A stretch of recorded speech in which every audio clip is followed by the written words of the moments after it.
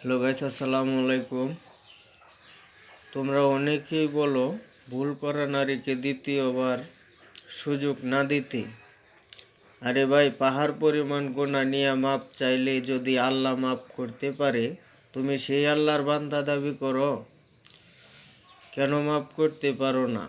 ভুল তো আমরা মানুষ যেহেতু হতেই পারে। জানো তো, শয়তান মানুষের ব্লাড এবং নিঃশ্বাসের সাথে চলে। হারামে যে আরাম বেশি, কণিকের লাগি ঠকাইছ ভেবে মারো মুখটা ভরে হাসি।